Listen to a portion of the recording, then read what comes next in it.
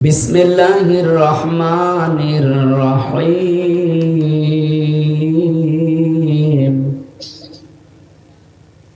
ওয়া ওয়াজাদাকা দাল্লান ফাহাদা সাদাকতা ইয়া রাব্বানা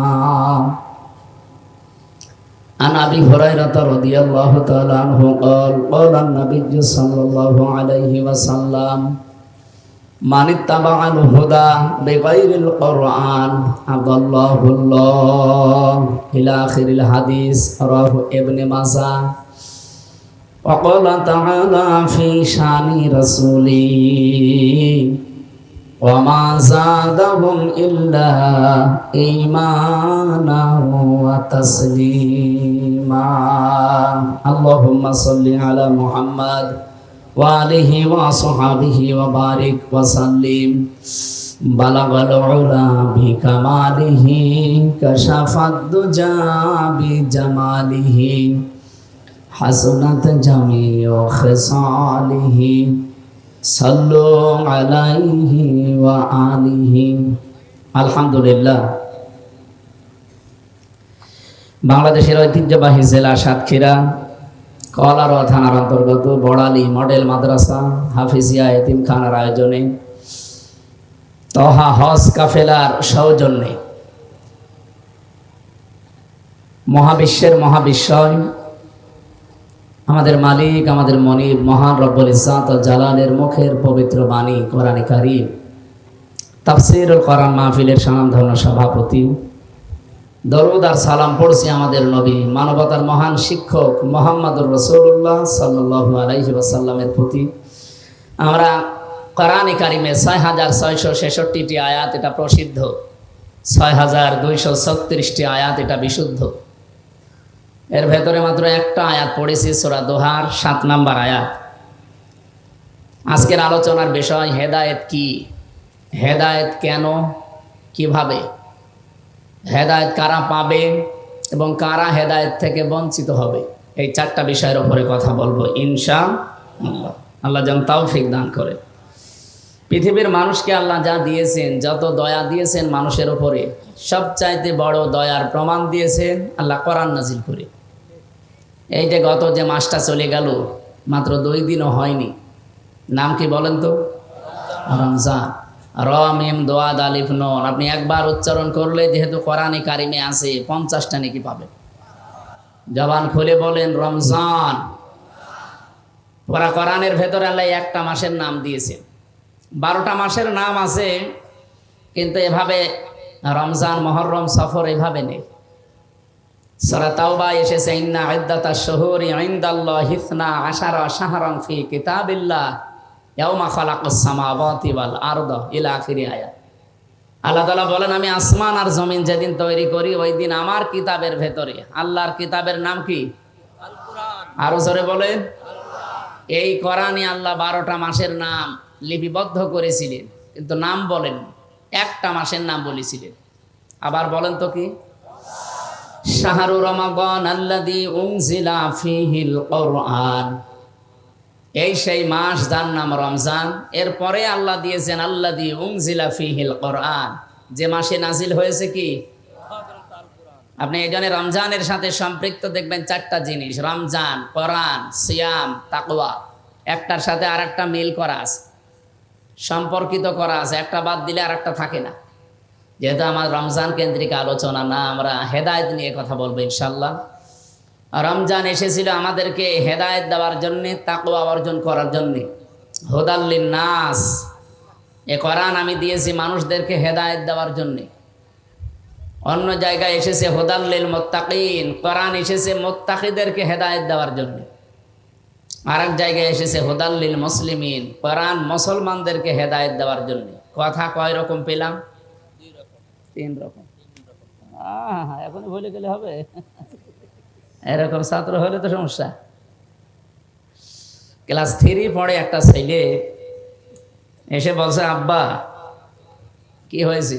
পরীক্ষার রেজাল্ট দিয়েছে। রেজাল্ট দিয়েছে তো ভালো, কাদার কি হইলো? তুমি কাঁদতেছো, কথা বলে না। আরে কাঁদার কি হইলো, বলবা তো যে ফেল না পাস। বলছে আব্বা ছিলাম আমি 3, নামিয়ে দিয়েছে 1, এখন আমার 3 উঠতে 2 বছর লাগবে। আমার মনে হয় ছাত্র যদি এরকম হন তো আলোচনা করা বৃথা হবে। আমি আশা করবো আপনি আরো খেয়াল করে শুনবেন। আপনার বাতাস দেওয়ার দরকার নেই, আপনি খেয়াল করে শুনবেন। আল্লাহর এখানে কথা কয় রকম পেলাম বলেন তো, আরো জোরে বলেন। আল্লাহর কথা কি এরকম 2 নম্বর 3 নম্বর হয়? আলাউ কানা মিন ইনদি গায়রিল্লাহি লাওয়াজাদু ফীহি ইখতিলাফান কাসীরা। সূরা নেসার 82 নম্বর আয়াতের শেষের দিকে আছে, আল্লাহ বলেন আমার কোরআন আমি এমন ভাবে নাজিল করেছি হে নবী আপনি এর ভেতরে একটার সাথে আরেকটা মেলে না এরকম কোনো কথা পাবেন না। তাহলে এই যে 3 রকম হয়ে গেল, হুদাল লিল মুত্তাকিন, হুদাল লিন নাস, হুদাল লিল মুসলিমিন। জবাব দিয়েছেন ফি জিলালিল কোরআনে সাজ্জাদ কুতুব রাহমাতুল্লাহ আলাইহি। তিনি বলেন আল্লাহ পাকের 3টা কথাই ঠিক আছে।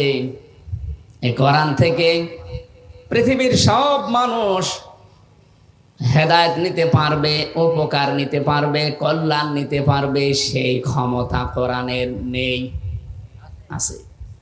এজন্য জালিকাল কিতাবু লা রাইবা ফি। আপনি এখানে লক্ষ্য করেন কিতাবের আগে আল্লাহ আলিফ লাম দিয়েছেন। আরবি গ্রামার অনুযায়ী আলিফ লামটা নির্দিষ্ট করার জন্য বলা হয়। পৃথিবীতে একটাই মাত্র কিতাব আল্লাহ পাঠিয়েছেন যেটা মানুষকে হেদায়েত দেওয়ার ক্ষমতা রাখে, তার নাম কি? কথা বুঝলেন এ পর্যন্ত? এর ব্যাখ্যা একটা হাদিস পেয়েছি আমি যে প্রথমে পড়েছিলাম, এই এদিকে তাকান। মানিত্তাবাল হুদা বিগাইরিল কোরআন আদাল্লাহুল্লাহ, তিরমিজি শরীফের হাদিস। নবীজি বলেন কোরআন বাদ দিয়ে পৃথিবীতে কেউ যদি হেদায়েত পাওয়ার জন্য কোনো জায়গায় ধর্ণা দেয়, ওর নিয়ত যদি ভালো থাকে আল্লাহ নিজে দায়িত্ব নিয়ে তাকে গোমরা বানিয়ে দেয়। আপনি কি আলহামদুলিল্লাহ বললেন না নাউজুবিল্লাহ? এখানে যেহেতু প্রিন্সিপাল আছে, মুহাদ্দিস আছে, অনেক আলেমও আছে, আপনি খেয়াল করেন শব্দের দিকে। নবীজি যদি দল্লা শব্দ দিতেন, দল্লা ইয়াদিল্লু, তাহলে বাংলা অর্থ আসতো আপনি নিজেই নিজেকে খারাপ বানিয়ে ফেলেছেন। কিন্তু আদাল্লা শব্দ যখন এসেছে বাবে ইফআল থেকে, আদাল্লা ইয়াদিল্লু, এর বাংলা অর্থ দাঁড়িয়েছে আপনি কোনো জায়গায় হয়তো গিয়েছিলেন ভালো হওয়ার নিয়তে, হেদায়েত পাওয়ার জন্যে, কিন্তু কোরআন সেখানে ছিল না। এই জন্য আল্লাহ নিজে দায়িত্ব নিয়ে আপনাকে আরো খারাপ বানিয়ে দেবে। সাতক্ষীরাবাসী মন থেকে বলবেন তো হেদায়েত দেওয়ার একচ্ছত্র মালিকানা হামজার? এই যে জেলায় একজন পীরের নাম শোনা যায় নলতায়, এখন যিনি বসে আছেন উনি তো হেদায়েত দিতে পারে? পৃথিবীতে এমন কেউ আছে? হেদায়েত দেওয়ার একচ্ছত্র মালিকানা কার? এটা নবীজিকে আল্লাহ দেন নাই। বিশ্ব নবীকে যদি আল্লাহ এটা দিয়ে দিতেন তে আমাদের পর্যন্ত আর আসতো না। হযরত আবু হুরায়রা রাদিয়াল্লাহু তাআলা আনহু একদিন একটা গাছ লাগাচ্ছিলেন, হঠাৎ তিনি হেসে ফেললেন। সাহাবীরা জিজ্ঞেস করেন যে গাছ লাগাচ্ছিলেন, হাসলেন কেন?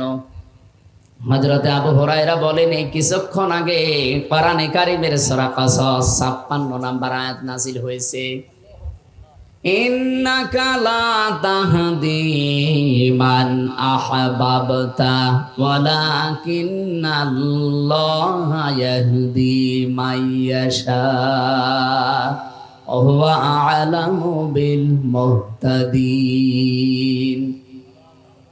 এটা ইবনে কাসিরের ভেতরে বিস্তারিত পাবেন। আল্লাহ রাব্বুল আলামিন এখানে জানিয়েছেন হে নবী আপনি যাকে ভালোবাসেন তাকে হেদায়েত দিতে পারেন না, বরং আমি আল্লাহ যাকে ভালোবাসি, আমি আল্লাহ যাকে চাই তাকে হেদায়েত দান করি। আর আমি আল্লাহ সবচাইতে ভালো জানি যে হেদায়েত পাবে কে। আলামু ইসমে তাফসিল দিয়েছেন। আল্লাহ পাক যেহেতু নিজের হাতে রেখে দিয়েছেন, এই জন্য আমি আজকে আনন্দিত, আমি এত খুশি। যদি নবীর হাতে দিয়ে দিত তো আমি আবু হুরায়রা পর্যন্ত হেদায়েত আসতো না। নবীজি তার নিজের আত্মীয় স্বজন চাচা ভাতিজা এদেরকে দিয়ে শেষ করে দিত, আমাদের পর্যন্ত আসতো না। তাহলে হেদায়েত যেটা, এটা পৃথিবীর কারো হাতে আল্লাহ দেয়নি, দিয়েছেন কার হাতে? আল্লাহ নিজের হাতে। আরে ক্ষমতাটা দিয়েছেন আল্লাহ কোরআনকে, এজন্য দালিকাল কিতাব, কিতাবের আগে আলিফ লাম। এখানে 4টা ব্যাখ্যা পেয়েছি আমি, তার 1 নাম্বার ব্যাখ্যা, একচ্ছত্র মালিকানা আল্লাহ কোরআনকে দিয়েছেন, যে কোরআন মানুষকে হেদায়েত দিতে পারে। এজন্য 3টা বর্ণনার প্রথম বর্ণনা হুদাল লিন্নাস, এ কোরআন মানুষের জন্য হেদায়াত, কল্যাণ, পথ নির্দেশিকা। কোরআনে কারীম মানুষদেরকে পথ নির্দেশিকা দিতে পারবে, কল্যাণ দিতে পারবে, যারা যতটুকু কোরআন থেকে নিতে পারে। আমি এখান থেকে 2টা শিক্ষা বের করেছি। এদিকে তাকান ভাই, এই পৃথিবীতে এখন 810 কোটির উপরে মানুষ আছে, সবচাইতে বেশি মানুষ বাস করে খ্রিস্টান ধর্মে। কোন ধর্মে? আপনি একটু খেয়াল করে দেখেন তো, আমেরিকায় গণতন্ত্রের চর্চা হয়, তামাম দুনিয়ায় তারা সবক দেয়, অথচ 220 বছর, আর এদিকে প্রায় 16 বছর, কত হয়? 236 বছর চলছে। ওরা কোরআনে কারিমের হেদায়েত গ্রহণ করে না, কিন্তু কোরআন থেকে এতটুকু নিয়েছে যে রাজনৈতিক জীবনে দেখবেন কোরআনের বাইরে রাজনৈতিক জীবনে ওরা কোনো সিদ্ধান্ত এই 236 বছরে নেয়নি। আর রাজনৈতিক জীবনে আল্লাহর কোরআন কি জানিয়েছে? আর রিজালু কাওয়ামুনা আলান নিসা, এই পৃথিবীতে পুরুষ মানুষ হবে নেতা, আর মেয়েরা হবে তাদের আজ্ঞাবহ। এ ঘোষণাকার সূরা নিসা 5 নাম্বার পারার 2 নাম্বার পৃষ্ঠার 11 নাম্বার লাইনে 34 নাম্বার আয়াতের প্রথম অংশে আছে। আল্লাহ পাক বলেন, পুরুষ হবে নেতা, পুরুষ হবে গাইডলাইন দাতা, আর মেয়েরা হবে তাদের আজ্ঞাবহ। এই কথাগুলো যদি আজ 54 বছর আমরা ময়দানে বলতাম, আপনাদের এই আজকের যিনি আয়োজক মুহাদ্দিস আমিরুল ইসলাম বেলালী ভাই, আমি বিশ্ববিদ্যালয়ে যখন ছিলাম ওই সময় থেকে ওনার কথা শুনতাম, আমাদের কুষ্টিয়া, চুয়াডাঙ্গা, মেহেরপুরে। উনি বলতেন কোরআনের কথাগুলো যেভাবে বলা দরকার, এই স্টেজগুলোতে এভাবে না বলতে বলতে দেশের মানুষের অভ্যাস হয়েছে, পুরুষ মানুষ এখন জোগালে আর বউগুলো রাজমিস্ত্রি, উল্টিয়ে গেছে। পুরুষ মানুষ হওয়ার দরকার অন্তত রাজমিস্ত্রি, আর জোগালে যদি সাহায্যকারী কেউ লাগে তো অন্তত সে হয় হোক। এখন আমরা হয়ে গেছি নিচেরটা। এই আয়াতের ব্যাখ্যায় একটা হাদিস পেয়েছি, নবীজি বলেন, ক্বালান নবিয়্যু সাল্লাল্লাহু আলাইহি ওয়াসাল্লাম, লা ইউফলিহা কওমুন আল্লাহু আমরাহুম ইমরাতুন। বুখারী শরীফের হাদিস। নবীজি বলেন, ওই জাতি কখনো সফল হচ্ছে না, হবে না। লা ইউফলিহা, এটা মুজারে, তার আগে লান এসেছে, বর্তমান, ভবিষ্যৎ, প্রেজেন্ট, ফিউচার। এর আগে লাং দিলে অর্থ হয় কখনোই হবে না। এই গ্যারান্টি নবীজির, মিথ্যা হতে পারে? আজ পর্যন্ত যা বলেছে কোনো কিছু মিথ্যা হয়েছে? বলেন। উনি বললেন কখনো ওই জাতি সফল হচ্ছে না, হবে না, যে জাতির দায়িত্বে আছে কোনো নারী। আর 54 বছর আমরা এই হাদিসটা মানতে পারি নাই। আপনি 54 বছরের ভেতরে তাকান, যারা এই দেশের দায়িত্ব পালন করেছে অধিকাংশ সময় ছিল নারী। কথা বলবেন না কেন? এটা যেহেতু রাজনৈতিক অনুষ্ঠান শুধু না, এটা তাফসীর মাহফিল। কোরআন আর হাদিস থেকে যা বলছি মেনে নিন, কাজে লাগবে। ওরা গণতন্ত্রের বলি ছড়ায়, তামাম দুনিয়ার মানুষকে শিক্ষা দিয়ে বেড়ায়, অথচ আজ পর্যন্ত রাজনৈতিক জীবনের দিকে তাকান, তারা এখনো পর্যন্ত এই 236 বছরের ইতিহাসে আজও কোনো নারীকে তারা প্রধানমন্ত্রী বানায়নি।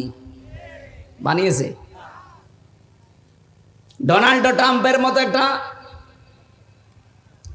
যাই হোক, এইরকম মানুষকে তারা ভোট দিয়ে প্রধানমন্ত্রী বানিয়েছে, কিন্তু কমলা হ্যারিসের মতো একটা শিক্ষিতা মহিলা, তাকে কিন্তু দায়িত্ব দেয়নি। ওরা জাতে মাতাল হলো, তাহলে ঠিক আছে, আর আমরা জাতেও মাতাল, তালেও মাতাল। সুতরাং এই মাতলামি করা যাবে না। সামনে থেকে কোরআনের হেদায়েত ওরা নিয়ে দেখেন আজ দাঁড়িয়ে গেছে পৃথিবীতে। আমরা 54 বছরও দাঁড়াতে পারলাম না। মালয়েশিয়া ছিলাম কয়েকদিন আগে, ওরা 2004 সাল থেকে ওরাও দাঁড়িয়ে গেছে।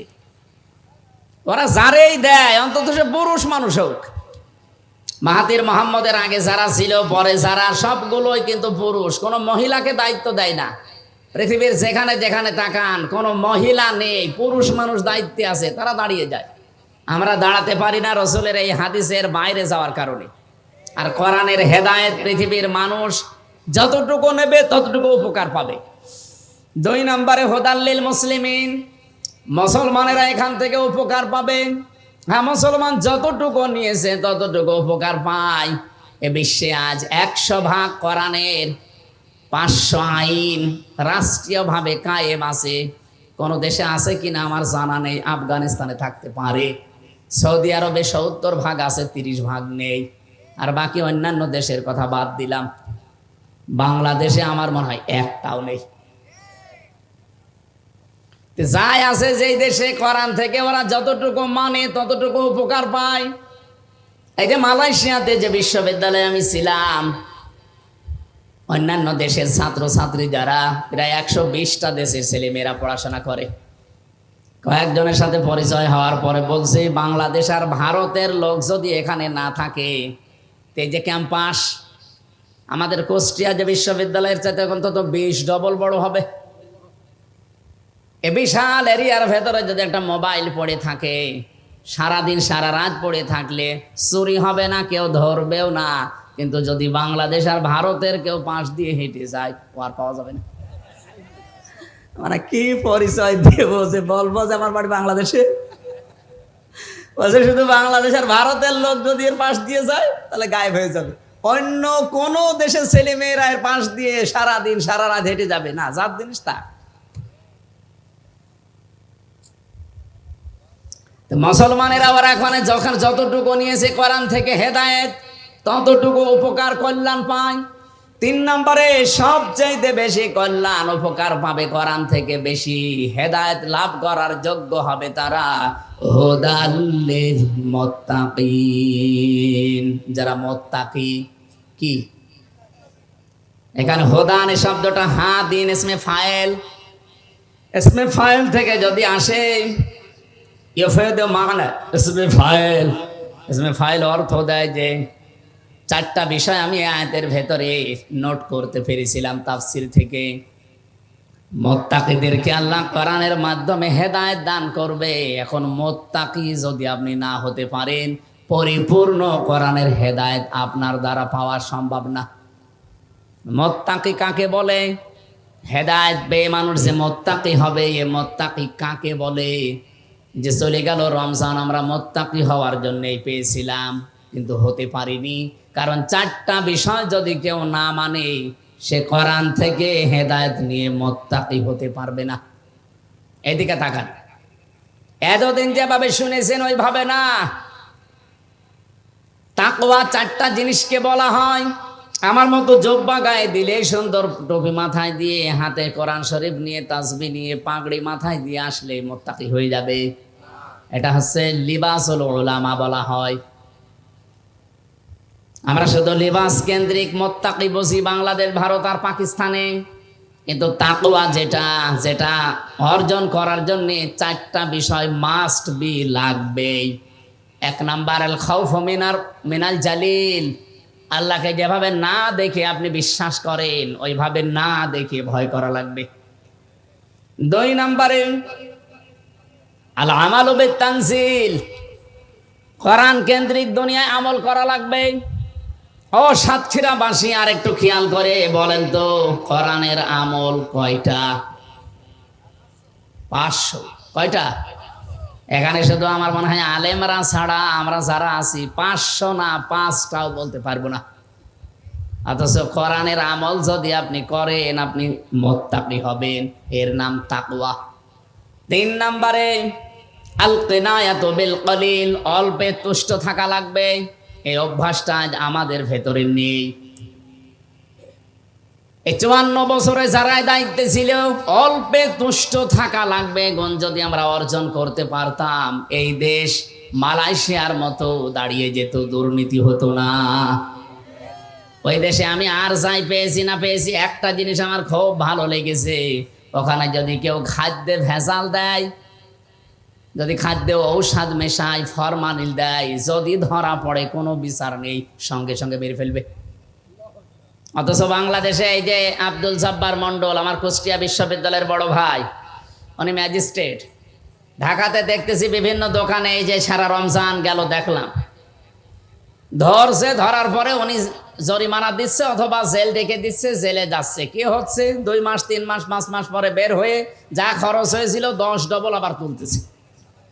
কিন্তু এটা যদি ওই রকম নিয়ম করতাম যে খাদ্যে ভেজাল দিলেই কোনো বিচার নেই, কোনো হিসাব নেই, সঙ্গে সঙ্গে মেরে ফেলা লাগবে, এ বাংলাদেশে একদিনেই ভেজাল মুক্ত খাবার আমরা পেয়ে যেতাম। আমি 9 দিনে একটা কাশিও ওই দেশে দেইনি, কারণ কোনো ধোলা নেই, খাদ্যে কোনো ভেজাল নেই, ভেতরে যা যাচ্ছে সব আসল জিনিস, আর পরিবেশও ভালো। তো আমি কাশি দেব কি করে? আরে 8-9 দিন এসেছি, কাশির তো শেষ নেই। ঔষধ কি, ফার্মেসি কি, কোথায় আছে ডাক্তার, আমি খোঁজও নেইনি, কারণ লাগেই নাই। আর এখানে এসে 8-9 দিনে আমার মনে হয় ওই 9 দিনেরও কাফারা চলছে। এই জন্য আমাদের 3 নম্বরে অল্পে তুষ্ট থাকা লাগবে। আপনি যদি তাকওয়া অর্জন করতে চান, অবশ্যই মাস্ট বি এই বিষয়টা আমাদের খেয়াল রাখতে হবে। বাংলাদেশে এটা নেই, এই জন্য এক একজন দেখেন 36,000 কোটি টাকার মালিক হয়েছে। এটা দরবেশের মতো একটা মানুষ, ওর মাথার চুল থেকে পায়ের স্যান্ডেল পর্যন্ত পুরাটা সাদা না, এটা তো উপরের বিষয়, ভেতরেও সাদা।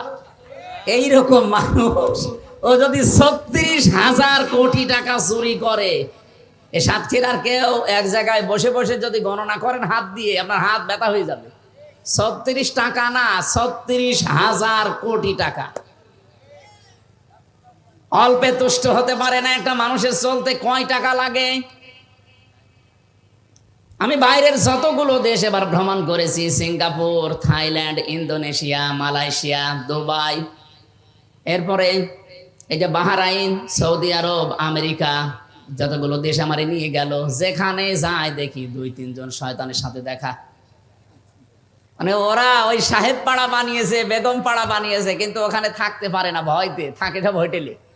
আর আমারে কমিটি নিয়ে যে হোটেলে রাখে, হোটেল থেকে নেমেই দেখি নিচতলায় বসে 2 জন বসে বসে গল্প করছে। কি গো এখানে? হুজুর আমরা আগে পালিয়েছি। পালাবেন কেন? আপনি কি কাজ করলেন এমন যে 15 বছর 16 বছর পরও আপনাকে পালানো লাগলো? অল্পে যদি তুষ্ট থাকতে পারতেন, যতদিন হায়াত ছিল ততদিন আপনি ক্ষমতার চেয়ারে বসে থাকতে পারতেন, কেউ আপনাকে পালাতে বলতো না, আপনার পালানো লাগতো না। কি কথা বলে না কেন? এখান থেকে যদি কেউ শিক্ষা না নেয়, আগামীতে যারা অনেকে উল্টা পাল্টা ভাবতেছে, যারা বসি, আজকে মাওলানা মোশাররফ সাহেব বলছিলেন, একজন বক্তব্য আমি নাম নিলাম না, উনি দিয়েছে, সংস্কার যাই করেন আমি যদি চেয়ার পাই সব পাল্টিয়ে ফেলবো। একটা কথা হইলো, এ তো পাগলও এমন কথা বলে না।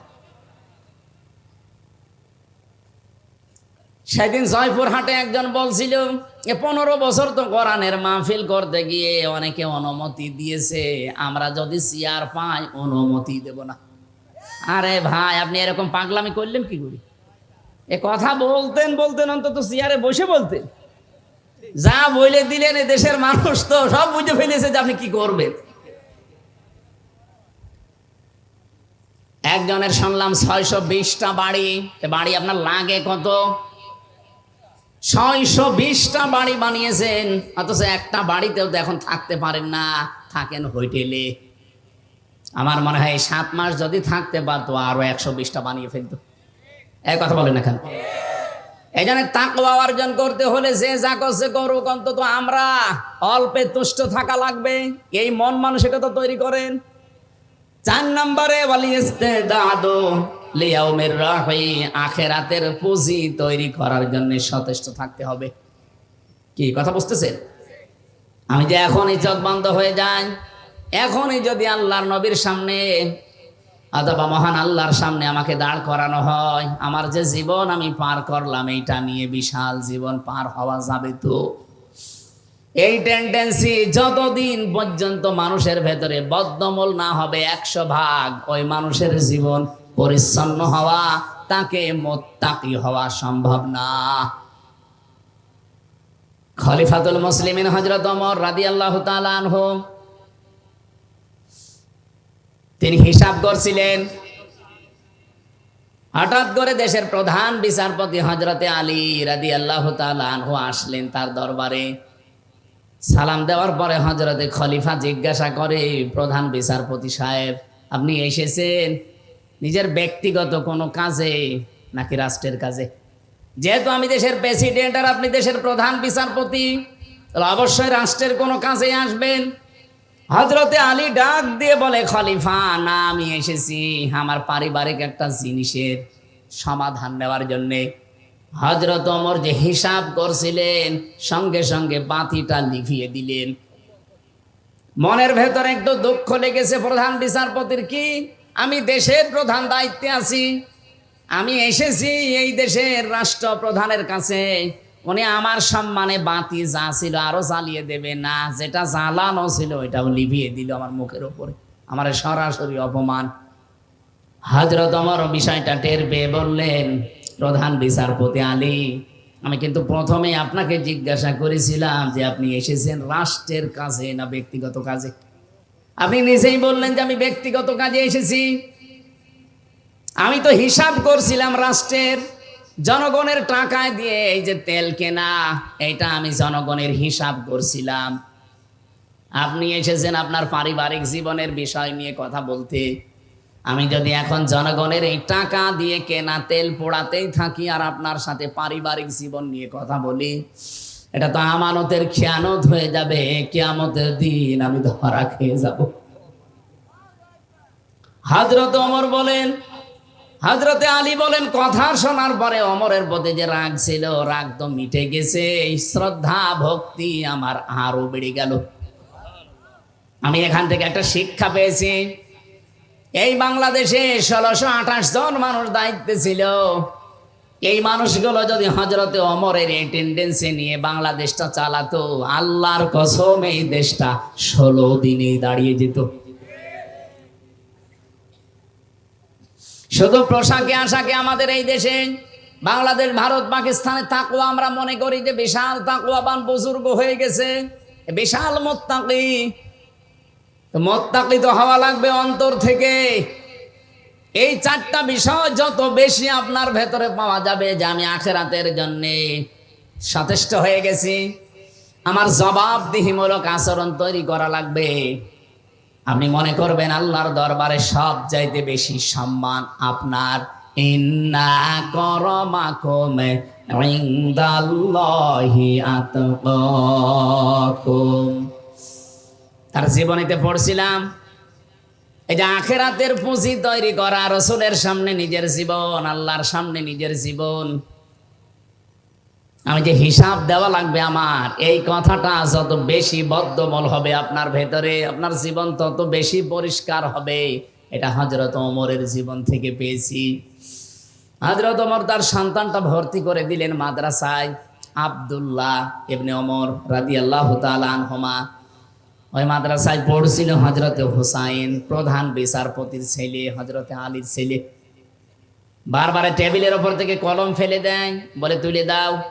একবার, দুইবার, তিনবার তুলে দেওয়ার পর উনি বলে ফেললেন যে তুমি বারবার কলম ফেলে দাও, আমারে তুলতে বলো, আমি কি তোমার খাদেম, চাকর? হযরতে হুসাইন ডাক দিয়ে বলেছেন, আব্দুল্লাহ, তুমি শুধু চাকর না, খাদেম না, তুমি খাদেমের বাচ্চা, খাদেম। দেশের প্রেসিডেন্টের ছেলেকে যদি একটা তার নিচের কোন মানুষ এই কথা বলে যে তুমি শুধু খাদেম না, খাদেমের বাচ্চা, চাকরের বাচ্চা, মেজাজ এমনি খারাপ হয়ে গেছে। বাড়িতে যে বলছে, আব্বা আমি আর মাদ্রাসায় যাব না। কেন? আমাকে গালি দিয়েছে, যদি তুমি এই অপমানের প্রতিশোধ না নাও, বিচার না করো। হযরত ওমর বিচক্ষণ ছিলেন, ডাক দিয়ে বলেন, সন্তান, বিচার এখন না, জমার দিন হাজারো মানুষ আসবে, ওই দিন সবার সামনে বিচার হবে। তিনি জমার খুতবা দিচ্ছিলেন, হঠাৎ দাঁড়িয়ে বললেন, এখানে হোসাইন আছে? বলে হ্যাঁ, সামনে আসো। তুমি আমার সন্তান আব্দুল্লাহকে খাদেমের বাচ্চা, খাদেম বলে গালি দিয়েছো? আচ্ছা হ্যাঁ। কেন দিলে? হযরত হোসাইন দাঁড়িয়ে বললেন, খলিফা, বুকে হাত দিয়ে বলেন তো, আপনি কি আমার নানার খাদেম ছিলেন না? হযরত ওমরের কথা বন্ধ হয়ে গেছে। ডাক দিয়ে বলে, হোসাইন তাই তো, এ কথা আমি তো এভাবে চিন্তা করি নাই, আমি তো আসলে তোমার নানার খাদেম ছিলাম। তুমি যে কথাটা বললে এটা কি লিখে দিতে পারবা? কাগজ কলম নিয়ে আসেন, খেজুরের পাতা নিয়ে এসেছে, ওখানে লিখে দিলেন, ওমর আমার নানার খাদেম ছিল, আমি দেখেছি, ইতি হোসাইন ইবনে আলী। সই করে দিলাম, যান। কাগজটা হাতে নিয়ে হযরত ওমর চমা খেলেন। ডাক দিয়ে বলে, নবীর সাহাবীরা, বিচার হয়ে গেছে। ছোট মানুষ আব্দুল্লাহ তো বোঝে না, বলে, বাবা তুমি তো বিচার শুরু করলে না, কিভাবে হয়ে গেল? হযরত ওমর বলে, সন্তান, যা বিচার করেছি শুধু দুনিয়া না, মরণের পরেও কাজে লাগবে। আমি যখন মারা যাবো এই কাগজটা আমার কাফনের ভেতরে দিয়ে দিও। কিয়ামতের দিন যখন আমাকে আল্লাহ দাঁড় করাবে, আমার জীবনের কিছু যদি আল্লাহর ভালো না লাগে, অন্তত এই কাগজটা আল্লাহকে দেখাবো, ডাক দিয়ে বলবো, রব্বুল আলামিন কাগজটার দিকে একটু তাকাও, তোমার নবীর নাতি নিজে লিখে দিয়েছে আমি নাকি নবীর খাদেম ছিলাম। এই ওসিলা হলেও আজকে তুমি ময়দানে আমারে মাফ করে দাও। চারটা জিনিসের নাম আমি তাকওয়া বলছিলাম। এক নম্বরে আল খাউফু মিনাল জালিল, দুই নম্বর আল আমালু বিত-তানজিল, তিন নম্বর আল কিনায়াতু বিল কলিল, চার নম্বর আল ইস্তিদাদু লিয়াউমির রাহি। এই চারটা বিষয় যতক্ষণ আমাদের ভেতরে না আসবে, রমজান না অন্য কিছু আসলেও আপনি তাকওয়া অর্জন করতে পারবেন না। সুতরাং এই জায়গা থেকে আমাদের সিদ্ধান্ত নেওয়া লাগবে। গুরুত্বপূর্ণ একটা মাস আমরা অলরেডি পার করে ফেলেছি, শাওয়াল মাসে আছি। কি মাসে? বলেন বলেন। সুতরাং কোরআন থেকে পরিপূর্ণ হেদায়েত পেতে হলে কয়টা শর্ত বললাম? চারটা। আরো জোরে বলেন। আল্লাহ পাক আমাদের সবাইকে যেন এখন থেকে সচেষ্ট হওয়ার তৌফিক দেন, বলেন আমিন। তাহলে আমরা কোরআন শুনতে এসেছি, কোরআন হুদাল্লিল নাস, হুদাল্লিল মুসলিমিন, হুদাল্লিল মুত্তাকিন, তিনটা কথাই ঠিক আছে না? কি কথা বলেন না কেন? কোরআন পৃথিবীর সব মানুষকে হেদায়েত দিতে পারে। ওয়া আলাল্লাহি কাসদুস সাবিলি ওয়া মিনহা জাইর ওয়ালাউ শাআ হাদাকুম আজমাইন। সূরা নহল 9 নম্বর আয়াতে আল্লাহ জানিয়েছেন, এই পৃথিবীতে অসংখ্য বাঁকা পথ তৈরি করা আছে, এর ভেতরে সোজা পথ বলে দেওয়ার দায়িত্ব আমি আল্লাহ নিয়েছি। যদি আমি আল্লাহ ইচ্ছা করতাম পৃথিবীর সব মানুষকে হেদায়েত দিয়ে দিতে পারতাম। সে ক্ষমতা আল্লাহ কোরআনকে দিয়ে পাঠিয়েছেন। এই জন্য কোরআনের নাম হুদাল্লিল নাস। 2 নম্বরে হুদাল্লিল মুসলিমিন, 3 নম্বরে হুদাল্লিল মুত্তাকিন। আমরা যেহেতু রমজানের পরে এসেছি কোরআনে কারিম শোনার জন্যে, আর হেদায়েতের মহান বানিয়ে কোরআন, সে কোরআন থেকে আলোচনা শোনার জন্য যারা বসে আছেন, আজকের আলোচনার বিষয় যেহেতু হেদায়াত, আমরা এবার আরম্ভ করছি সূরা দুহা। কোন সূরা? 7 নম্বর আয়াত, একটা মাত্র আয়াত পড়েছি। রব্বুল আলামিন বলেন, ওয়াজাদাকা যাল্লান ফাহাদা। হে নবী, আপনাকে আমি পথ সম্পর্কে অনবহিত পেয়েছি। আপনি পথ কিন্তু খুঁজছিলেন, অনুসন্ধান করছিলেন। ফাহাদা, আমি আল্লাহ আপনাকে পথের সন্ধান দিয়ে দিয়েছি। বলেন সুবহানাল্লাহ।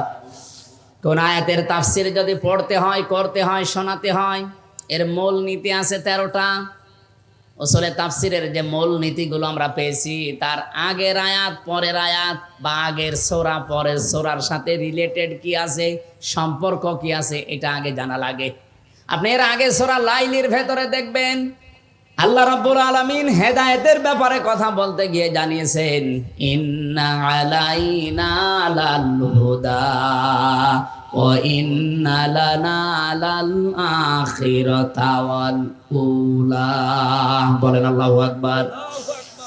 12 এবং 13 নম্বর আয়াতে আমরা পেয়েছি আল্লাহ পাক বলেন, অবশ্যই আমার দায়িত্ব হেদায়েত করা। হেদায়েত করা দায়িত্ব কার? প্রথম এবং শুরু, দুনিয়া এবং আখিরাতের সব বিষয় আমি আল্লাহর জন্যে।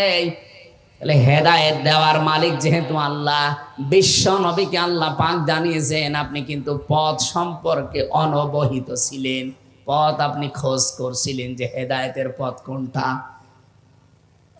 মা তাদরি মাল কিতাব ওয়ালাল ঈমান ওয়ালাকিন জাআলনাহু নূরান নাহদি বিহি মান নাশাউ মিন ইবাদিনা।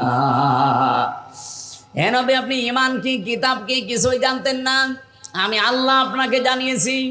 ঈমান কাকে বলে, কিতাব কাকে বলে, এখান থেকে কয়েকটা বিষয় আমরা তাফসিরে বের করেছি। এই এদিকে তাকান, আপনি কোরআন শুনতে এসেছেন না? কোন দিকে তাকাচ্ছেন? ওয়ালাকিন জাআলনাহু নূরান নাহদি বিহি মান নাশাউ মিন ইবাদিনা। রব্বুল আলামিন জানিয়েছেন, হে নবী, আপনি ঈমান কি কিতাব কি কিছু জানতেন না, আমি আপনাকে এগুলো জানিয়েছি। তার মানে কিতাব এই শব্দটার দ্বারা আল্লাহ বোঝাতে চেয়েছেন কিতাবের ভেতরেই হেদায়েত। কিতাব যতদিন রাসূলুল্লাহ পাননি ততদিন তিনি হেদায়েতের পথ খুঁজছিলেন, হেদায়েতের পথ সম্পর্কে তিনি অনবহিত ছিলেন, তিনিও জানতেন না হেদায়েতের পথ কোনটা। যখন তিনি পেয়েছেন কোরআন, তখন হেদায়েতের পথ কোনটা ওইটা তিনি তখন জেনে ফেলেছিলেন, আল্লাহ তাকে জানিয়েছে। তার মানে হেদায়েত পেতে হলে মাস্ট বি আপনাকে কোরআনের কাছে আসা লাগবে। কি কথা বোঝা গেছে? হেদায়েত সবচাইতে বড় নিয়ামত এই পৃথিবীতে আল্লাহর পক্ষ থেকে। যত নিয়ামত আল্লাহ মানুষকে দিয়েছেন সবচাইতে বড় নিয়ামতের নাম হেদায়াত। এটা না পেলে মানুষ জান্নাত। বলেন বলেন। আর এটা পাওয়ার জন্য যেটা মাধ্যম আল্লাহ দিয়েছেন তার নাম কোরআন। বাংলাদেশ, ভারত আর পাকিস্তান এই তিনটা দেশের মানুষ বাদ দিয়ে পৃথিবীর অন্য কোন দেশের মুসলমান কোরআন বাদে কোনো জায়গায় হেদায়েতের জন্য যায় না। আমি বিশ্বের বহু দেশ, এই ছোট বয়সে আল্লাহ আমারে ঘুরিয়েছে, আমি মুসলমান অমুসলমান যাদের সাথে মিশেছি, কোরআন বাদ দিয়ে হেদায়েত পাওয়ার জন্য পৃথিবীর কোন দেশের মানুষ অন্য কোন জায়গায় যায় না। শুধু বাংলাদেশে, ভারতে আর পাকিস্তানে তিনটা দেশে পেলাম এরা হেদায়েত পাওয়ার জন্য কোরআন বাদ দিয়ে অন্য জায়গায় যায়। মাছের বাজারে কেউ যদি, কোন মানুষ যদি মাছ কিনতে যাবে, মাছের বাজারে না যে কাপড়ের বাজারে যায়, বলেন তো জীবনেও কোনোদিন মাছ পাবে? আরো আসতে বলেন। এই সহজ কথাটা যেভাবে বুঝে ফেললেন, আজকে থেকে সিদ্ধান্ত নিয়ে বাড়ি যাওয়া লাগবে। আমি রাজনীতির গন্ধ খুঁজবেন না। মানিত্তাবাল হুদা বিগাইরিল কোরআন আদাল্লাহুল্লাহ। কোরআন যেখানে নেই, ভালো হওয়ার নিয়তেও যদি চান আপনাকে গোমরা বানিয়ে দেবে। হামজা কে? আল্লাহ। আদাল্লাহুল্লাহ সরাসরি ফাইল আল্লাহ নিজে। আল্লাহ নিজে বলেন আমি তোকে গোমরা বানিয়ে দেব। আজ বাংলাদেশ, ভারত, পাকিস্তান এই তিনটা দেশ এই হাদিসের 100% বাস্তব রূপ।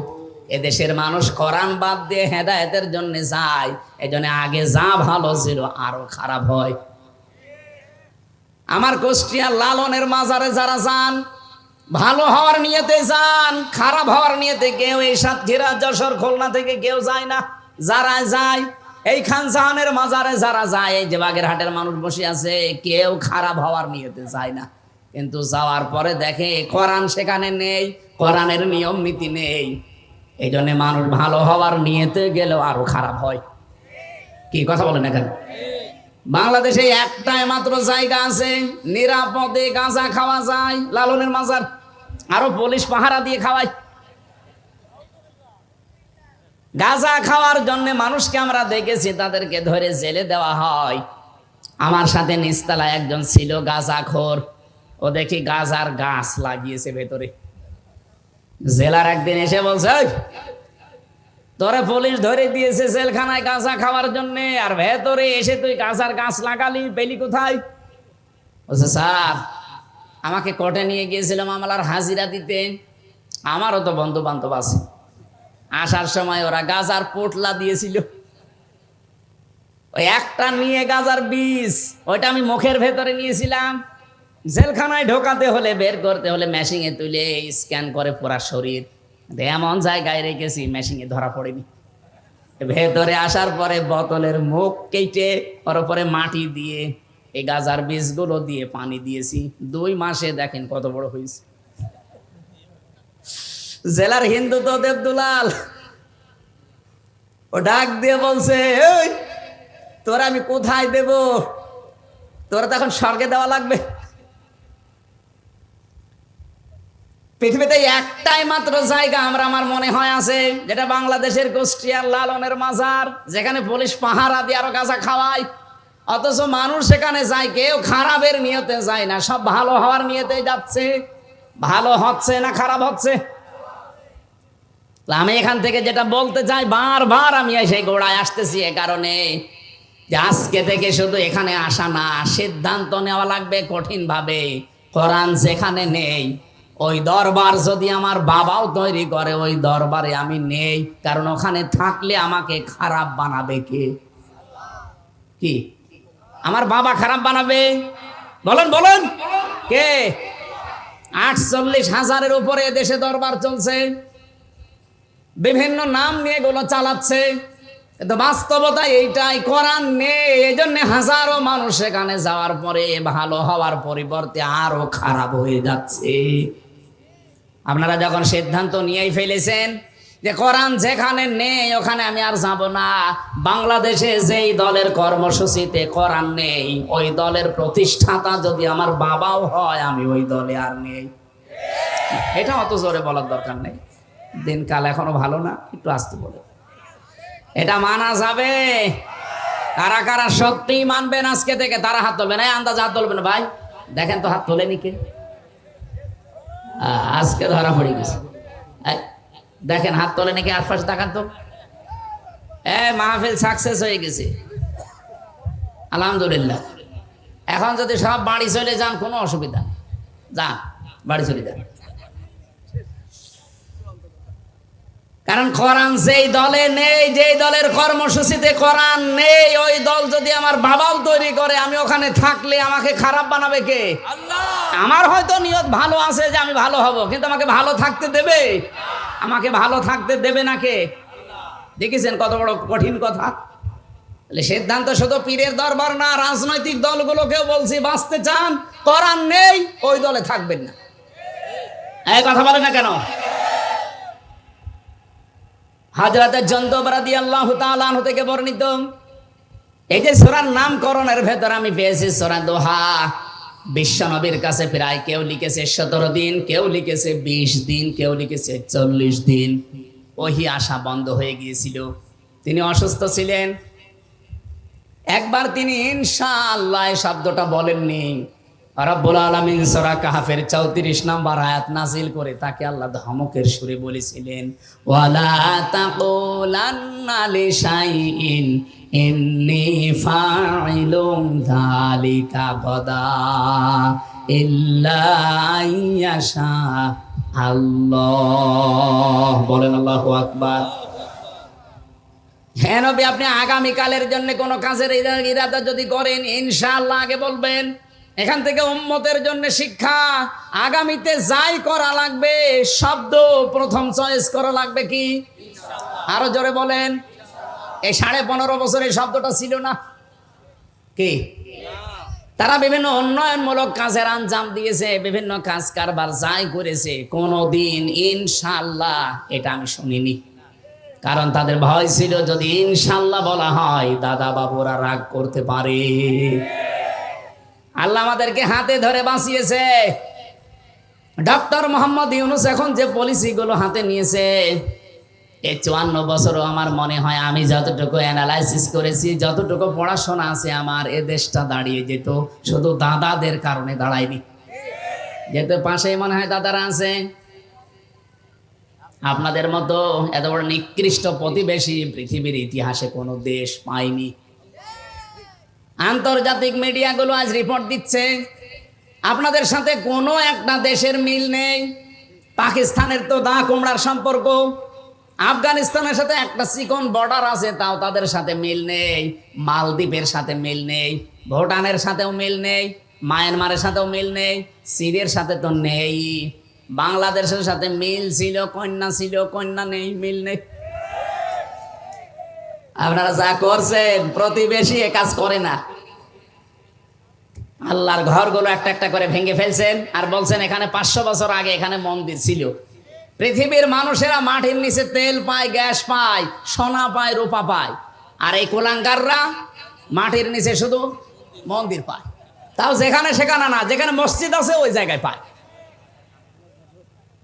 আমরা যদি এখন বলি ঢাকার স্বামীবাগের যে মন্দির ইসকন, এটা 1000 বছর আগে এখানে মসজিদ ছিল, ভেঙ্গে মসজিদ বানাবো, কেমন লাগবে আপনাদের? আমরা আপনাদের মতো এরকম নাফরমান না। এ বাংলাদেশে আমরা যে জাতির লোকই আছি না কেন, এই দেশটা আমাদের। কথা বলেন না কেন? এখানে ইহুদি হোক, খ্রিস্টান হোক, মুশরিক হোক, বৌদ্ধ হোক, মুসলমান হোক, সব আমরা বাংলাদেশি। এক কথা বলেন। যা করছেন এতদিন, অন্তত কন্যার কারণে আমরা কিছু বলি নাই। কন্যা নেই, এখন যা আরম্ভ হয়েছে, 7 সিস্টার যদি ভেঙে যায়, আর ভেঙে যাবে।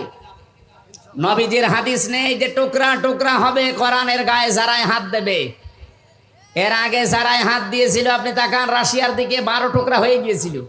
এই কথা বলছেন এখানে। 1500 বছর আগে আল্লাহর ঘর মসজিদ কাবা শরীফ, এখানে হাত দেওয়ার কারণে এদের পূর্বপুরুষ যারা আব্রাহা, আল্লাহ কাসফে মাকুল বানিয়ে ফেলেছেন। আপনারা এখনো পর্যন্ত যদি ওই লাইনে থাকেন, গতকালকে একটা মসজিদ ভেঙেছে, এভাবে যদি অব্যাহত রাখেন, ভারত 33 টুকরা হবে আর কয়েকদিনের ভেতরে।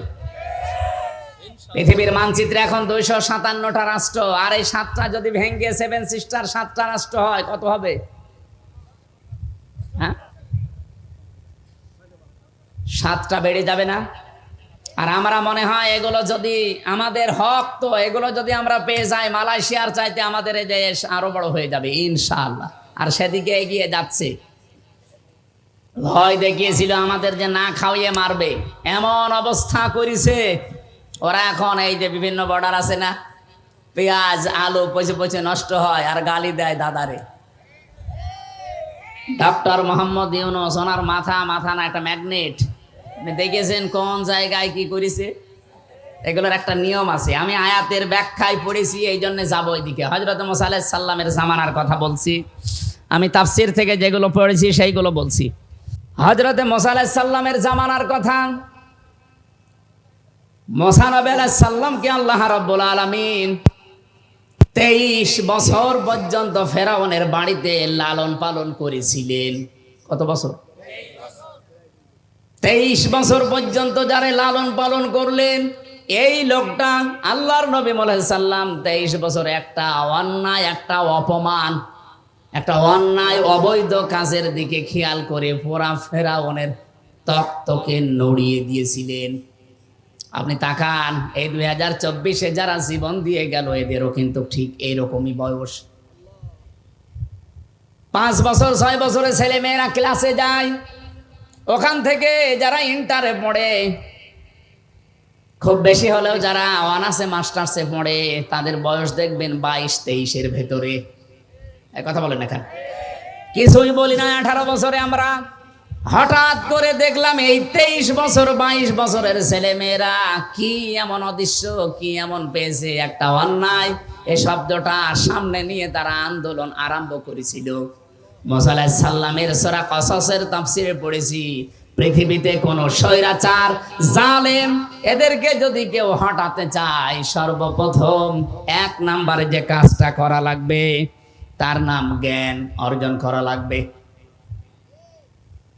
বেলালে ভাই শিবিরের ছেলে মেয়েদের নাম বলছিল, ছাত্রী সংস্থা, ছাত্র শিবির, এমনি বলে নাই। এরা ওই 18 বছর না, বাংলাদেশে 54 বছরই একাধারে, সেই 77 সাল থেকে প্রতিষ্ঠিত হওয়ার পর থেকে সবচাইতে বেশি গুরুত্ব দিয়েছে তারা জ্ঞানকে, এলেমকে। এই জন্য আপনি দেখবেন একেবারে নিচ থেকে উপর পর্যন্ত উঠতে হলে চেহারা দেখে দেয় না, দেখে দেয় তার জ্ঞান গরিমা আছে কিনা। কমপক্ষে 42টা বই পড়া লাগে। কয়টা? এখন আরো বেড়েছে। সাথী হওয়ার জন্য প্রায় 42টা, সদস্য হওয়ার জন্য আমি যখন ছিলাম আমি 72টা পেয়েছিলাম। আপনি চিন্তা করেন, 72টা বই, আপনার ক্লাসের বই বাদ দিয়ে এক্সট্রা আপনাকে পড়ে পরীক্ষা দেওয়া লাগবে। এখন 81টা হয়ে গেছে। আমি তো সেই 9 সালের কথা বলছি, ওই সময় 72টা ছিল, এখন 81টা বই পড়া লাগবে। তা যেমন তেমন করে পড়ে আপনি নকল করে হবে না, পরীক্ষা দিয়ে পাশ করা লাগবে ওই বইয়ের উপরে। এতটুকু শেষ করেননি মুসা আলাইহিস সালাম, আল্লাহকে বলেছিলেন রব্বুল আলামিন তুমি যে আমাকে পাঠাতে চাও, ইযহাবি ইলা ফিরআউনা ইন্নাহু তাগা। 23 বছর পরে আমি 23 বছর বয়সে দেশ থেকে পালিয়ে চলে গেলাম, এরপরে ওই দেশ থেকে আবার এসেছি। দেশে আসার পরে তুমি আমাকে ঘোষণা দিলে যে ফেরাউনের কাছে যাও, সে তাগুত হয়ে গেছে। তাগুতের যতগুলো কাজ কারবার আছে আমি 4টা পেয়েছি। এদিকে তাকান, তাগুতের যত কাজ আছে, প্রধান কাজ তাগুতের কয়টা? আরো জোরে বলেন। 1 নম্বরে তাগুত নিজে আল্লাহর আইন মানে না, অন্য কেউ মানবে, মানতেও দেয় না। আরে 15.5 বছর এটা সবচাইতে বেশি হয়েছে। নিজেরা তো মানতোই না, কেউ একটু মানবে, মানতেও দেবে না। এই কোরআনের আয়োজন করা এটা মুসলমানের ইমানের দায়িত্ব, কারণ বাল্লিগু আন্নি ওয়ালাউ আয়া, একটা বাক্য জানা থাকলে পৌঁছিয়ে দাও, এটা ফরজ। এই ফরজ দায়িত্ব পালন করার জন্য গত বছর এই দিনে এখানে তাফসীর মাহফিলের আয়োজন করেছিল মুহাদ্দিস আমিরুল ইসলাম বেলালী সহ এলাকার মানুষেরা, নাকি লোক দেখানোর জন্য? বলেন বলেন, যে যতটুকু জানবে ওইটা পৌঁছিয়ে দেবে, এটা নামাজের মতো ফরজ। বাল্লিগ দেয়নি, বাল্লিগু বহু বছর। নবীর আদেশ শুধু হামজার প্রতি একা। যেই বিশ্বাস করে আল্লাহ একজন আছে, রাসূলুল্লাহ আমাদের নেতা, তার কাছে যতটুকু পৌঁছাবে ওইটাই সে যেন ছড়িয়ে দেয়, এটা ফরজ। কারণ বিদায় হজের ভাষণে এই দায়িত্ব নবীজি আমাদেরকে দিয়েছেন। আজ যারা উপস্থিত আছো, যারা অনুপস্থিত, তাদের কাছে পৌঁছিয়ে দেবে, এটা চলবে ইলা ইয়াউমিল কিয়ামা, কিয়ামত পর্যন্ত। 1500 বছর আগে বলেন তো আমরা কি ওই ময়দানে উপস্থিত ছিলাম? বলেন ছিলাম? 1500 বছর পার হয়ে গেছে, কিন্তু হাদিসটা কি শেষ? এর হুকুম চলবে কতদিন? সুতরাং এখান থেকে কিয়ামত পর্যন্ত যারা আসবে তাদের কাছে পৌঁছিয়ে দেওয়ার দায়িত্ব এখন আমাদের। আর এইটা পালন করার জন্য এই লক্ষ লক্ষ টাকা খরচ করে আয়োজন করেছিল। কিন্তু আমি বাগাসরা এসে প্রায় 7-8 ঘন্টা বসে, আপনারা আসতেই দিলেন না। কি হয়ে যেত? বিএনপির মতো এত বড় দল, জামাতের মতো এত বড় দল নড়াচড়াই করাতে পারে নাই, আর আমি 1-1.5 ঘন্টা বক্তব্য দিয়ে জালেমকে হটিয়ে ফেলবো। কি ভয় ছিল আপনার? সুতরাং এই যে ভালো কাজগুলো, ইবাদতগুলো নিজেও করে নাই, মানুষ যে করবে, করতেও দেয় নাই, এইটার নাম তাগুত। এই তাগুত এই এলাকায় ছিল না, তার মানে বোঝা যাচ্ছে তাগুত দেশে ছিল। 2 নম্বরে তাগুতের কাজ হচ্ছে, তাগুত যেহেতু ফেরাউন, ও বলেছিল দারুনি আকতুল মুসা, আমাকে ছেড়ে দাও, আমি মুসাকে হত্যা করব। সাতক্ষীরাবাসী মুসাকে হত্যা করার জন্য ফেরাউনের লোকজন ছিল না? এক কথা বলে না কেন? আকতুল মুসা, আমি নিজে হত্যা করব মুসাকে। কেন এই কথা বললেন? কোরআনের প্রতিটি শব্দ গবেষণামূলক চিন্তা ভাবনা করে এখান থেকে তথ্য নেওয়া লাগবে। তার তো হাজার হাজার লোক লস্কর ছিল, তার সেনাবাহিনী ছিল, প্রশাসন ছিল, ফাঁসি দিতে পারত। কেন সে নিজে বলল আমি মুসাকে হত্যা করব?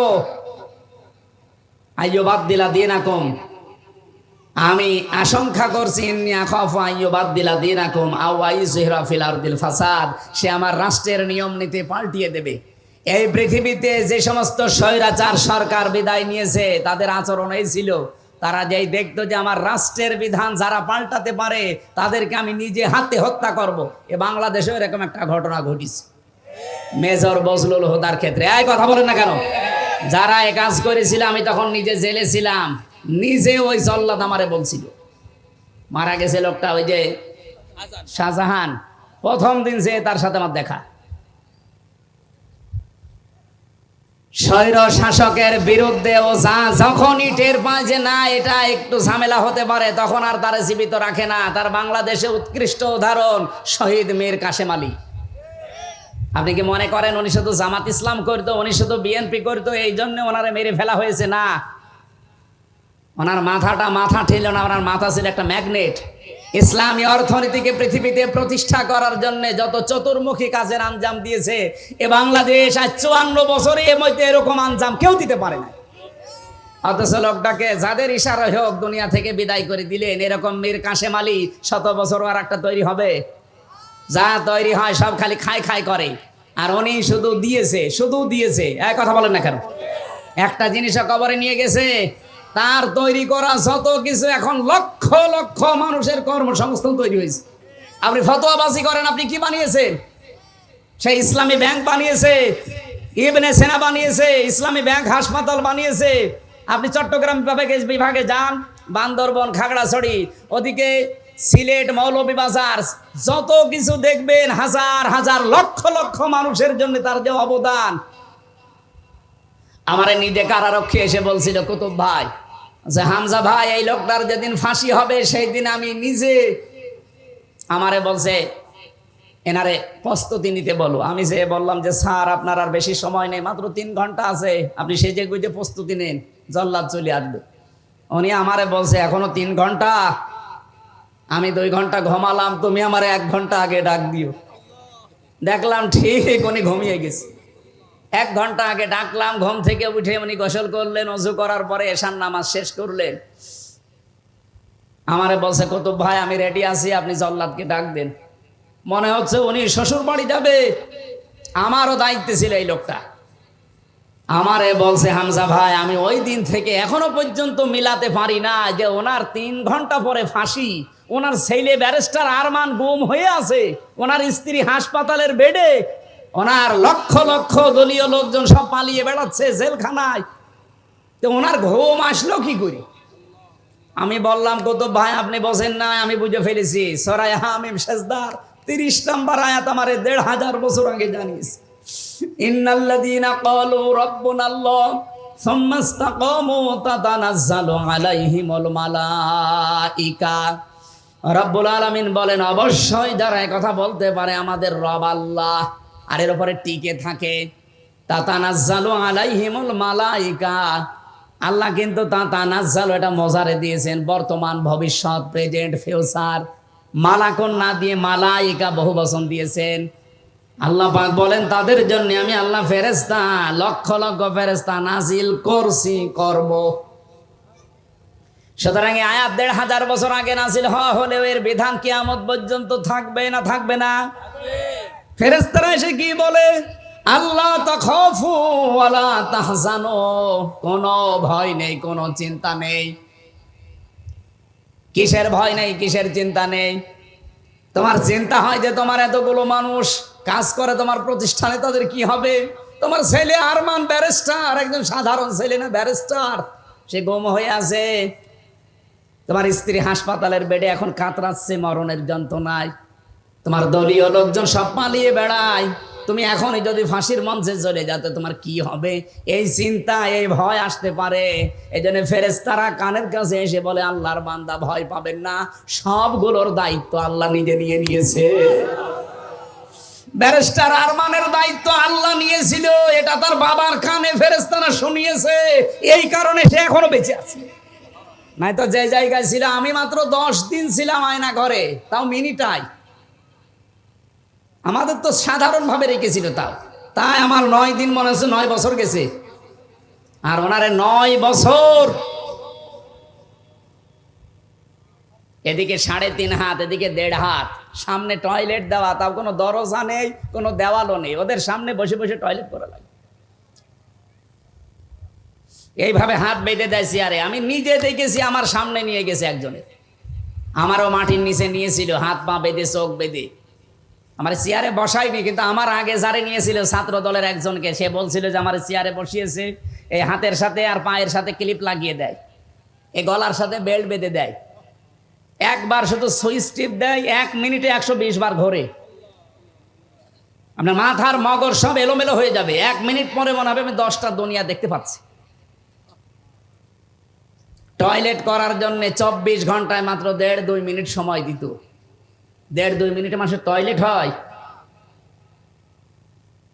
আমার সাথে মুফতি ফখরুল ভাই ছিল, উনি বলছিল, হামজা ভাই আপনার সাথে কি করেছে আমি জানি না, আমার র্যাবে তুলে নিয়ে গিয়েছিল ওই মাটির নিচে, ওটা উত্তরাতে, মাটির নিচে নিয়ে এই যে পায়ের ভেতর দিয়ে ভাবে হাত দিয়েছে, দিয়ে সামনে লোহার ব্যারিকেড দেওয়া, ওর সাথে হাতে হ্যান্ডকাপ লাগিয়ে দিয়েছে। 24 ঘন্টা বসে থাকতাম। এই যে শুয়ে থাকা, এটা যে কত বড় নিয়ামত আমি এখন টের পাচ্ছি। সকালে কটা পচা ছোলা দিয়ে যেত, আর দুপুর বেলা এক মট ভাত দিত, তা মনে হচ্ছে কেউ মাখিয়ে দিয়েছে। আর এখনো পর্যন্ত অনেক জালেম স্ট্যাটাস দেয় যে বুবু কি করেছে যে বুবুর পালানো লাগলো, তোমার সাথে তো করেনি। তোমার বাবারে যদি এভাবে 10 বছর গুম করে আয়না ঘরে রাখতো তুমি টের পেতে। কথা বলে না কেন? এখনো জালেমের পক্ষে সাফাই গান আপনি মানুষ।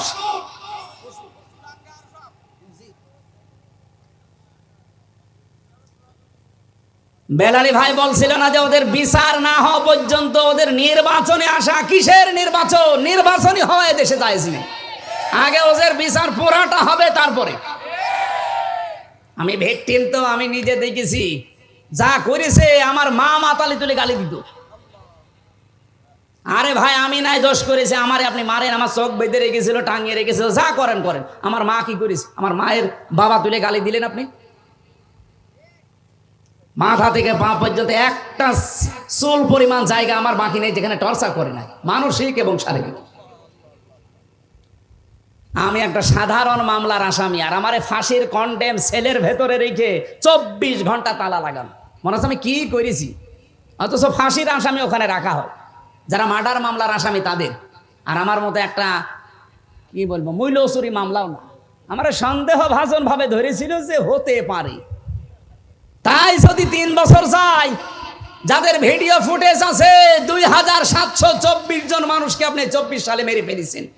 আগামী গত বছর তো বাদই দিলাম, শুধু 1 সালে এগুলো সব ভিডিও ফুটেজ আছে না?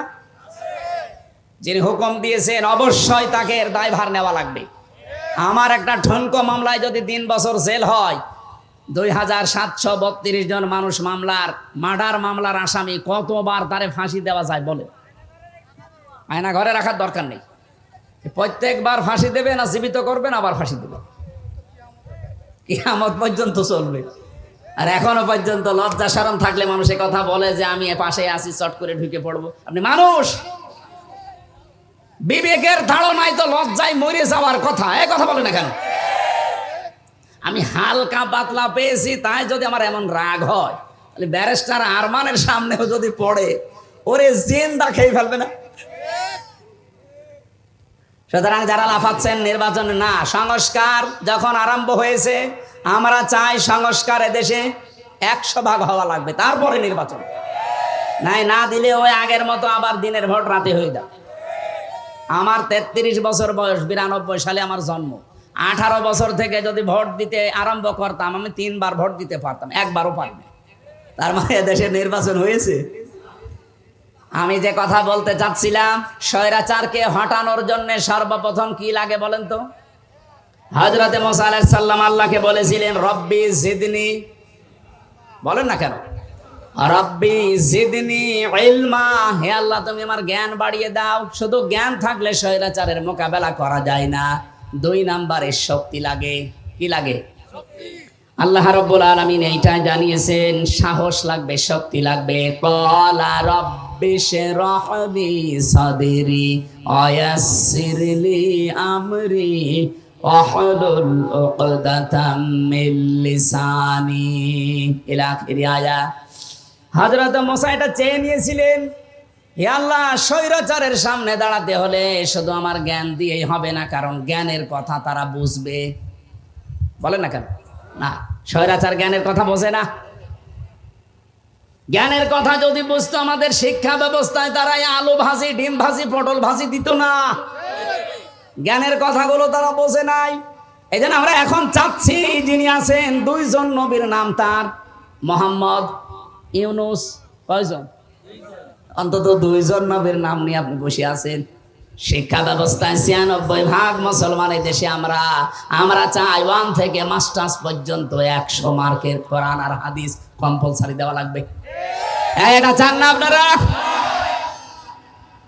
এ বিশ্বে এখনো যদি দাঁড়িয়ে যেতে চান, মাস্ট বি আপনাকে শিক্ষা ব্যবস্থায় পরিবর্তন আনা লাগবে। আমি মালয়েশিয়া ইন্টারন্যাশনাল ইসলামিক ইউনিভার্সিটি, যেটা মালয়েশিয়া, ওখানে গিয়েছিলাম। ওনারা এই পৃথিবীর 1000 বিশ্ববিদ্যালয়ের ভেতরে 66 নম্বরে আছে, আর বাংলাদেশের একটা বিশ্ববিদ্যালয় 1000-এর ভেতরে নেই। এই ডিম ভাজি, আলু ভাজি, পটল ভাজি দিয়ে হবে? গবেষণা করা লাগবে। তারা এক একটা শব্দ নিয়ে গবেষণা করে করে নতুন কিছু তৈরি করে, আর আমরা একটা সইও বানাতে পারি না, আর বানাতে পারি শুধু দলাদলি। ওরা কোরআন শরীফের ভেতর আমি দুইটা আয়াত পড়লে আমার কাছে ভয় লাগে, কারণ এই দুইটা আয়াত বলতে গিয়ে আমার আল্লাহ জানিয়েছেন যে দলাদলি করবা না। ওয়াতাসিমু বিহাবলিল্লাহি জামিআ ওয়া লা তাফাররাকু। কোরআন সবাই মিলে আঁকড়িয়ে ধরো, আল্লাহ কিন্তু ওয়াতাসিমু দিয়েছেন। কেন খোঁজ দিতে পারতেন না? বা খুজু, এতে সব না দিয়ে খুজু দিলে অর্থ হয়ে যেত। শুধু ওয়াতাসিমু দিয়ে আল্লাহ শেষ করে দিতে পারতেন। বিহাবলিল্লাহ দিলেন, আবার জামিয়া দিলেন, আবার ওয়ালা তাফাররাকু। এত শব্দ দেওয়ার দরকার কি? প্রথম শব্দ দিলেই তো আমরা বুঝে ফেলতাম। কোরআন কেন্দ্রিক যেখানেই কোনো বিষয়, সেখানে মত পার্থক্য করা, দলাদলি করা, এই যে ফতোয়াবাজি করা, এটা হারাম, নিষিদ্ধ। আর এক জায়গায় সূরা শুরা 13 নম্বর আয়াতে আছে আকিমুদ্দিন ওয়ালা তাতাফাররাকু ফি। দিন কায়েমের বিষয় আসলে সেখানে কোনো মত পার্থক্য, দলাদলি, কি কথা বললেন না? এই জায়গায় মত পার্থক্য করা হারাম, এখানেও হারাম। অথচ বাংলাদেশ সহ বিশ্বের বিভিন্ন জায়গায় দেখবেন যত দলাদলি, যত মত পার্থক্য, খালি এই দুই জায়গায়। কোরআনের কাছে আসতে বললে তখন বিভিন্ন ফতোয়া বের করে, আর দিন কায়েমের কথা বললে যত রকমের আজে বাজে ফতোয়া আসে। এমনকি কত মানুষ এই দেশে এখন অলরেডি বলা আরম্ভ করে দিয়েছে কোরআনের সাথে রাজনীতির কোনো সম্পর্কই নেই। আমার এই ছোট্ট মাথা কি আছে এর ভেতরে? কোরআনের ভেতরে নামাজের কথা 82 জায়গায়, আপনারা জানেন, আমিও জানি। রোজার কথা মাত্র এক জায়গায় আছে, যাকাতের কথা আছে 82 জায়গায়, হজের কথা মাত্র এক জায়গায়। আর কোরআন দিয়ে রাজনীতি করা লাগবে আল্লাহর জমিনে 918 জায়গায় আছে। আমার ছোট মাথায় যদি 918 জায়গায় পাই, মোশাররফ সাহেব, বেলালী সাহেবের এত বড় বড় মাথা তো আরো বেশি পাবে। আর যারা ফতোয়া দেয় তাদের মাথা দেখেন তো কত বড়। এই দুইজনের মাথা জোড়া দিলেও তার চাইতে বড় হবে, আর তারা বলে একটা আয়াতও পায় না। যারা এই কথা বলে, বিশ্বাস করে, সত্যি সত্যি বলছে, তারা মুনাফিক হয়ে গেছে। কোরআনের সাথে রাজনীতির সম্পর্ক নেই। তাহলে আলাহুল খালকু ওয়াল আমরু আয়াত কেটে বাদ দিয়ে দেন। ইনিল হুকমু ইল্লা লিল্লাহ আয়াত কেটে বাদ দিয়ে দেন। লিল্লাহি মা ফিস সামাওয়াতি ওয়া মা ফিল আরদ, লিল্লাহি মুলকুস সামাওয়াতি ওয়াল আরদ। এই আয়াতগুলো আল্লাহ খেলা করার জন্য দিয়েছে। এই জন্য আমাদের ঐক্যবদ্ধ হওয়া লাগবে, সাহস বুকে তৈরি করা লাগবে। হযরতে মুসা, তিনি সাহস চেয়েছিলেন আল্লাহর কাছে যে আমার বক্ষটা উন্মুক্ত করে দেন। আল্লাহ রাব্বুল আলামিন হযরতে মুসা দোয়া করার পরে দিলেন। আর আমাদের নবী যিনি, তিনি দোয়া করা লাগে না, আল্লাহ তাকে দিয়ে জানিয়েছেন আলাম নাশরাহ লাকা সাদরাক ওয়া ওয়াদানা আনকা বিজরাক। জোরে বলেন আল্লাহু আকবার। 3 নম্বরে পেয়েছি ঐক্য আর একতা লাগবে। এইটাই 24 সালে ছেলেমেয়েরা দেখিয়েছে। স্বৈরাচারকে সরাতে হলে শুধুমাত্র জ্ঞান দিয়ে, শুধুমাত্র সাহস দিয়েই হয় না। আমরা এই 15.5 বছরে বিভিন্ন রাজনৈতিক দলের মিছিল, মিটিং বলেন, শুধুমাত্র মানববন্ধন করবে তাই সাহস নিয়ে দাঁড়াতে পারে নাই। কিন্তু এই মানুষগুলো 24 সালে মাত্র 22-23 বছর বয়স, এরা শুধু দাঁড়িয়ে যায়নি, সাহস নিয়ে শুধু দাঁড়িয়ে যায়নি, এরা ঐক্যবদ্ধ হয়ে গেছে। শুধুমাত্র এদেশের নিষিদ্ধ সংগঠনটা ছাড়া। কোনটা নিষিদ্ধ যেটা হয়ে গেছে সরকারের পক্ষ থেকে এখন, ওইটা ছাড়া বাংলাদেশের সব এক হয়ে গিয়েছিল। এক কথা বলছেন না কেন? আপনি দেখেছেন বিএনপি বলেন, ছাত্র দল বলেন, ছাত্র শিবির বলেন, ছাত্র মৈত্রী বলেন, ছাত্র ইউনিয়ন বলেন, ছেলে বলেন, মেয়ে বলেন, তখন আর কেউ ছিল না, সব এক। কারণ তারা জানে যে স্বৈরাচারকে পৃথিবী থেকে বিদায় করতে হলে এখন আর বিচ্ছিন্ন থাকা যাবে না, সব এক হওয়া লাগবে আগে। আমার মনে হয় আল্লাহ এগুলো তৈরি করে দিয়েছিলেন। 4 নম্বরে সরঞ্জামাদি লাগবে। সরঞ্জামাদি হযরতে মুসাকে আল্লাহ সর্বপ্রথম যেটা দিয়েছিল তার নাম লাঠি। তার নাম কি? আমা তিলকা বিয়ামিনিকা ইয়া মুসা, তোমার ডান হাতে ওইটা কি? ক্বালা হিয়া সায়া, তিনি বললেন লাঠি। এ লাঠি কি শুধু লাঠি? লাঠির ভেতরে এমন ক্ষমতা আল্লাহ দিয়েছিলেন, ফেরাউনের সব কিছুকে ধ্বংস করে ফেলেছিল। সুতরাং আজ এই বাংলাদেশ যদি দাঁড়াতে হয়, লাঠি হাতে নেওয়া লাগবে। এই লাঠি মানে শুধুমাত্র বাঁশের লাঠি না, এমন এমন লাঠি তৈরি করা লাগবে যে লাঠি দিয়ে দেশের সব অন্যায় ঝাঁটিয়ে বিদায় করা যায়। মুহাম্মদ রাসূলুল্লাহর জীবনী পড়ে রাহিকুল মাখতুমি আছে। উনি মানুষ একজন, ওনার বাড়ি যে অবস্থায় ছিল জীর্ণ শীর্ণ খেজুরের পাতা, কিন্তু বাড়ির সামনে 9টা ঘোড়া বাঁধা থাকতো। কয়টা? বলেন বলেন। ওনার বল্লভ ছিল, তীর ছিল, ওনার জুলফিকার ছিল, ওনার যতগুলো জিনিস লাগে নিজেকে আত্মরক্ষা করার জন্য, একজনের তো একটা হলেই হয়। তিনি 8 double, 10 double, 10 double, 12 double, 17 double পর্যন্ত রেখে দিতেন। কেন? আজ বাংলাদেশ 54 বছর হয়ে গেল, একটা অ্যাটম বোম বানাতে পারে না। পাকিস্তানে আছে, দাদারা একটু ভয় পায়। এই কথা বলছে না কেন? আমাদের মনে হয় আমাদের সামনে অন্তত এরকম কিছু তৈরি করা দরকার, নয়তো এই দাদাদের কাছে কিয়ামত পর্যন্ত থাপ্পড় খাওয়া লাগবে আর দাঁত পড়ে যাবে। আমরা সামনে দাঁড়াতে চাই না, বলেন বলেন। এই জন্য সরঞ্জামাদি তৈরি করা লাগবে। ওয়া'উদ্দু লাহুম মাসতাতা'তুম মিন কুওয়াতিন ওয়া মির রিবাতিল খাইল তুরহিবুনা বিহি আদুওয়াল্লাহি ওয়া আদুওয়াকুম। হে নবী, ইসলাম ধ্বংস করার জন্য ওরা যেটা হাতে নেয় ওইটাকে উল্টিয়ে আপনি ইসলামের পক্ষে কাজে লাগাবেন। সুতরাং আজ ওরা যা যা হাতে নিয়েছে ওইটাই উল্টিয়ে এখন ইসলামের পক্ষে কাজে লাগাতে হবে। 4 নাম্বার, 5 নাম্বারে পেয়েছি আমি, সাহায্য লাগবে আল্লাহ। শুধু সরঞ্জাম হলেই হবে না, সাহায্য লাগবে না। আল্লাহ রাব্বুল আলামিন হযরতে মুসাকে 6 নাম্বারে বলেছিলেন, ক্বালা লা তাখাফা ইন্নানি মাআকুমা আসমাউ ওয়া আরা। তোমরা দুইজনে যাও, আমি দুইজনের সাথে আছি। শুধু দুইজনের সাথে আছি আল্লাহ এটা বলেন নাই। হযরতে মুসা মাঝখানে তিনি বলেছিলেন, ওয়াখি হারুন হুয়া আফসাহু মিন্নি লিসানান ফারসিলহু মা'ইয়া রিদান ইউসাদ্দিকুনি। সূরা কাসাসের ভেতরে আছে 24-23 নাম্বার আয়াতে হযরতে মুসা বললেন, আল্লাহ আমাকে সাহায্যের জন্য, সহযোগিতার জন্য আমার ভাই হারুনকে দেন। সে মিষ্টভাষী, স্পষ্টভাষী, সে আমার চাইতে অনেক সুন্দর প্রাঞ্জল ভাষায় কথা বলতে পারে। আজ বাংলাদেশে ঠিক ওই 5 নাম্বার কায়দাটা দাঁড়িয়ে গেছে। এখন বক্তাদেরও দরকার আছে না নেই? বলেন বলেন। একামতে দিন কায়েম করার জন্য যারা চেষ্টা চালাচ্ছেন, তাদেরকে সত্য প্রমাণ করার জন্য, তাদের চরিত্র যে আসলে সত্য, তাদের অ্যাক্টিভিটিস, তাদের কাজ কারবার আসলেই যে এই পৃথিবীতে প্রমাণিত সত্য, এদের পেছনে পেছনে বক্তা যারা স্পষ্ট ভাষায়, প্রাঞ্জল ভাষায় কথা বলে মানুষকে বোঝাতে পারে। নবীজির পাশে একজন ছিল, তার নাম হাসান বিন সাবিত। তার নাম কি? আমাদের বাংলাদেশে এরকম হাজারো বেলালি দরকার আছে, যারা এই কথাগুলো মানুষের সামনে প্রাঞ্জল ভাষায় একামতে দিন প্রতিষ্ঠা করার পক্ষে হারুন আলাইহিস সালামের মতো কাজে লাগতে পারে। সেই সময় এখন চলছে, আমরা কাজে লাগাতে চাই ইনশাআল্লাহ।